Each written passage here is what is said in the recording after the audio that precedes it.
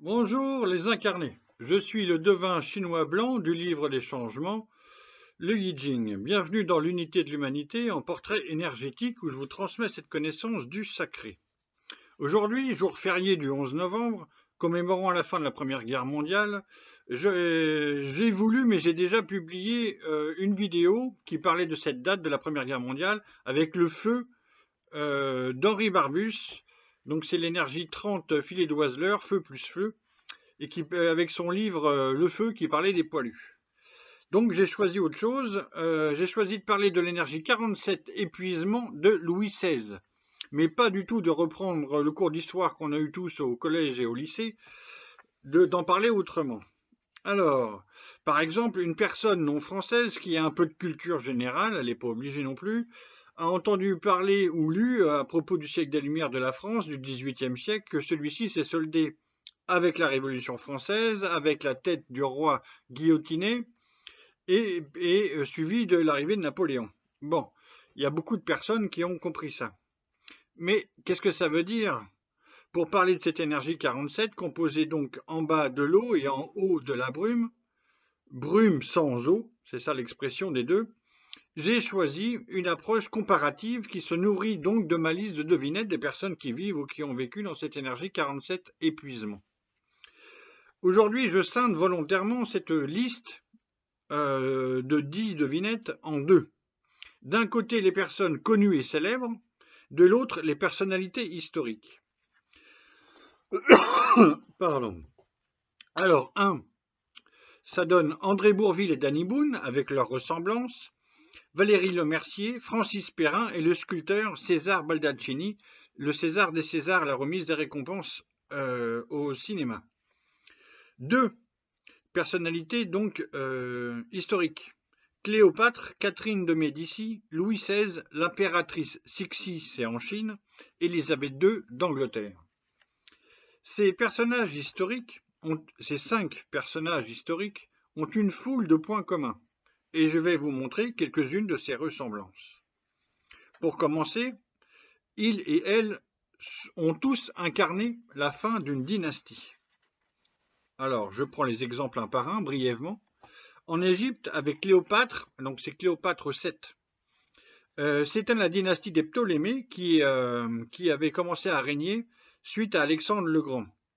Donc on est avant que la civilisation romaine ne s'empare de l'Égypte.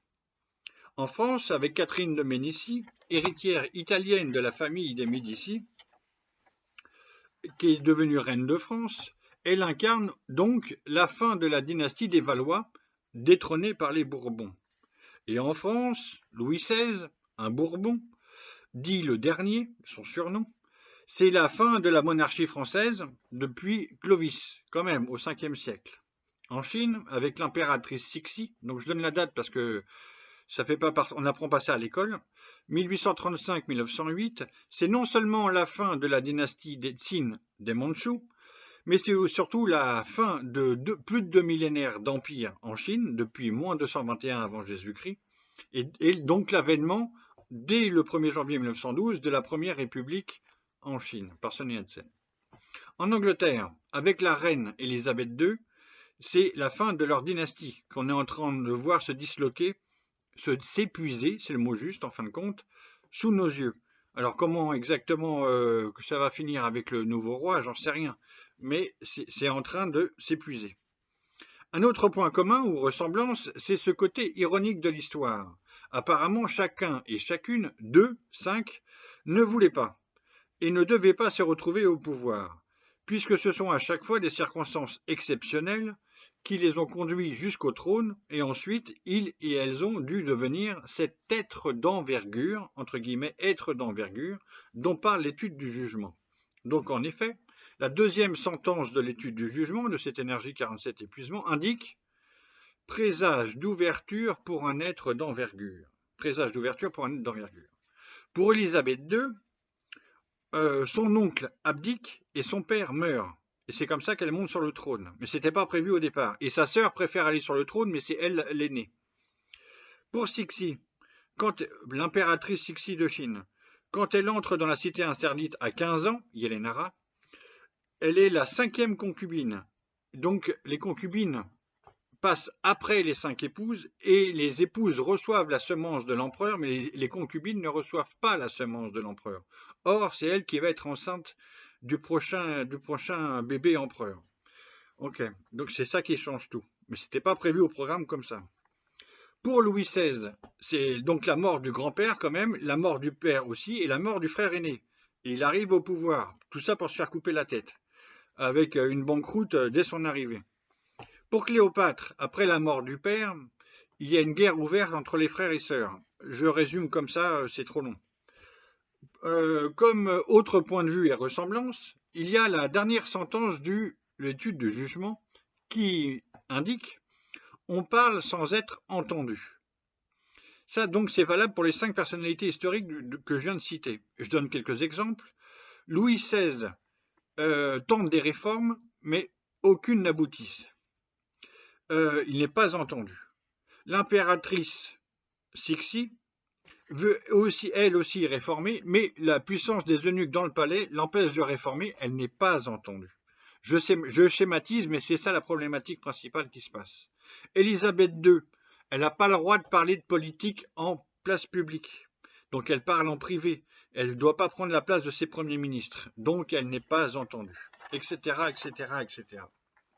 L'étude de la grande image, donc qui parle du rôle de la personne dans la société, formule brume sans eau, donc c'est ça la réunion des deux éléments, brume sans eau, épuisement, l'être accompli ainsi en sacrifiant sa vie, son mandat, fait avancer ses aspirations.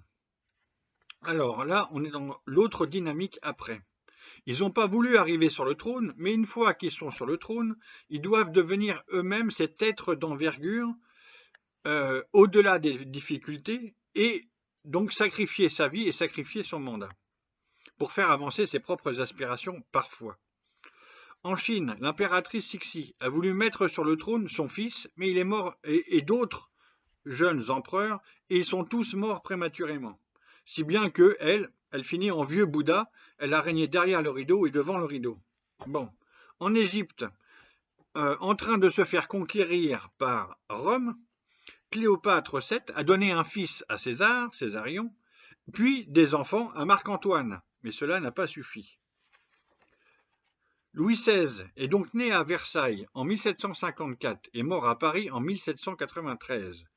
Il est né Louis Auguste de France et surnommé après le dernier, ce qui veut dire ce qu'il veut dire. Il est sacré de roi de France et de Navarre le 10 mai 1774 à 19 ans. Et en septembre 1791, son titre diminue et s'épuise considérablement puisqu'il n'est plus que roi des Français jusqu'en septembre 1792. Ensuite, il est rebaptisé civilement Louis Capet pendant son procès avant d'être guillotiné le 21 janvier 1793 à Paris sur la place de la Révolution devenue la place de la Concorde. Ok, normalement on sait tout ça. On a appris ça à un moment. Sa mort met donc un terme à 1300 ans de monarchie en France. Certes, ses 2 frères cadets, Louis XVIII et Charles X, avec Chateaubriand, merci, vont régner sur la France entre 1814 et 1830, mais le verdict de l'histoire est déjà tombé. Okay, ce sera une république qui va évoluer jusqu'à la 5e, dans laquelle on est encore aujourd'hui. Je conclus par un petit quatrain divinatoire. 47, Louis XVI, le dernier, brume haut, mort du frère aîné, Marie-Antoinette, quand même, retard d'enfant, indécis, monarchie en dette, États-Unis, États généraux, épuisés. Namasté.